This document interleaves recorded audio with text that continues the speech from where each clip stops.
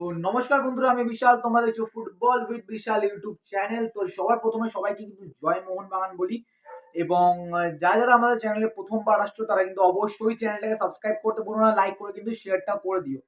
তো বন্ধুরা, তোমরা যেরকমটা জানো যে আমাদের কিন্তু এই যে সানডে মানে এই যে রবিবার, এই রবিবার কিন্তু নর্থ ইস্টের সঙ্গে আমাদের অ্যাওয়ে ম্যাচ আছে, মোহনবাগান ভার্সেস নর্থ ইস্ট।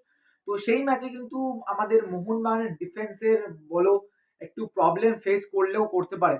কেন কিনা তোমাদের আমি কিন্তু আগের ভিডিওতে জানিয়েছিলাম, যেখানে কিন্তু টম অ্যালড্রেড প্র্যাকটিস চলাকালীন মাঝখান থেকে কিন্তু বেরিয়ে যায়। কেন বেরোয় সেটা তোমাদের আজকে এই ভিডিওতে বলবো। আর কেন বেরোয়, যে তার এখন যেরকম জানা যাচ্ছে তার একটা ফিভার হয়েছে, ঠিক আছে।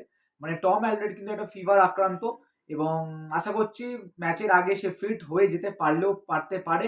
এবং একান্তই যদি না থাকে টম অ্যালড্রেড, তাহলে কিন্তু আরো প্রবলেম বাড়বে মোহনবাগানের জন্য। বাট আশা করা যাবে ফিট হয়ে যাবে। বেশি কিছু মাইনার একটা হালকা ফিভার টিভার আছে হালকা।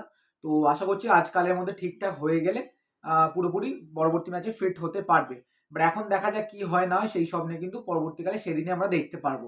বাট এছাড়া তোমরা হয়তো একটা জিনিস ভাবছো যে আমাদের সুভাশিস বোস এবং অ্যালবার্টো রড্রিগেজ, এই দুটো প্লেয়ার তো 4টে হলুদ কার্ডের জন্য কিন্তু নর্থ ইস্টের সঙ্গে ম্যাচে খেলতে পারবে না। তো সেই জায়গাটা কে খেলবে, ঠিক আছে। মেনলি আমাদের ডিফেন্স লাইনটা কি হতে পারে। তো দেখো, আমাদের রাইট ব্যাকে থাকবে আমাদের আশিস রায়, সেন্টার ব্যাকে টম অ্যালড্রেড থাকবে যদি সুস্থ হয়ে যায়, ঠিক আছে, আশা করছি সুস্থ হয়ে যাবে। রাইট ব্যাকে আমাদের আশিস রায়, সেন্টার ব্যাকে হচ্ছে আমাদের টম অ্যালড্রেড, আর একটা সেন্টার ব্যাকে যেটা হচ্ছে যেখানে অ্যালবার্টো রড্রিগেজ খেলতো, তো তার জায়গায় যেরকমটা মানে শোনা যাচ্ছে বা যেরকমটা আমার পার্টিকুলার ওপিনিয়ন যেটা বলে, যে আরেকটা সেন্টার ব্যাক হয়তো দীপেন্দুকে আমরা দেখতে পারি, আরেকটা সেন্টার ব্যাক। আর লেফট ব্যাকে হয়তো আমরা আশিস মানে আশিক কুর্নিয়ানকে হয়তো মাইট বি দেখতে পারি। কেন কিনা এর আগেও কিন্তু আশিক কুর্নিয়ান যখন বেঙ্গালুরু এফসিতে খেলতো, তখন কিন্তু তার লেফট ব্যাক পজিশনটা ছিল। তো সেখান থেকে দাঁড়িয়ে মোহনবাগানের কাছে বা হোসে মলিনার কাছে কিন্তু এটাও একটা অপশন আছে, যে আশিক কুর্নিয়ানকে কিন্তু অ্যাজ আ লেফট ব্যাক হিসাবে ইউজ করলেও করাতে পারে মোহনবাগান ম্যানেজমেন্ট বা মোহনবাগান কোচ হোসে মলিনা। তো তোমাদের কি মতামত সেটা কিন্তু অবশ্যই কমেন্ট করে জানাবে।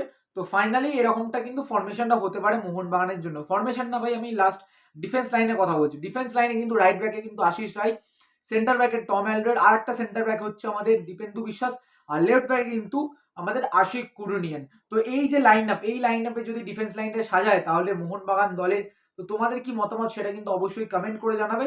বাট এখন দেখা যাক কিরকম কি হোসে মলিনা পরিকল্পনা করে। কেন কিনা মলিনার কাছে কিন্তু আমার দীপও আছে, প্লাস দীপক টাংরিকেও হয়তো ইউটিলাইজ করতে পারে সেন্টার ব্যাক বা লেফট ব্যাকের হিসাবে।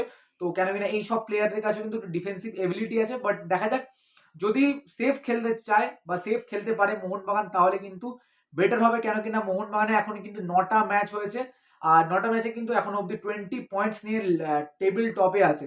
আর সেকেন্ডে আছে বেঙ্গালুরু। তো পরবর্তী ম্যাচ যদি জিতে যায় মোহনবাগান, তাহলে কিন্তু 10টা ম্যাচে 23 পয়েন্ট হবে, এবং 23 পয়েন্ট মানে বুঝতে পারছো, তার 23 পয়েন্টে নাগালে কেউ থাকবে না, এক্সেপ্ট আমাদের বেঙ্গালুরু এফসি। বাদ বাকি সবকটাই টিম কিন্তু 9-10টা করে ম্যাচ খেলে নিয়েছে, আর তাদেরও কিন্তু 23 পয়েন্টের মতন কোনো রকমের টিমের পয়েন্ট তুলতে পারবে না। ফার্স্ট পজিশনটা কিন্তু মোহনবাগানের জন্যই থাকবে।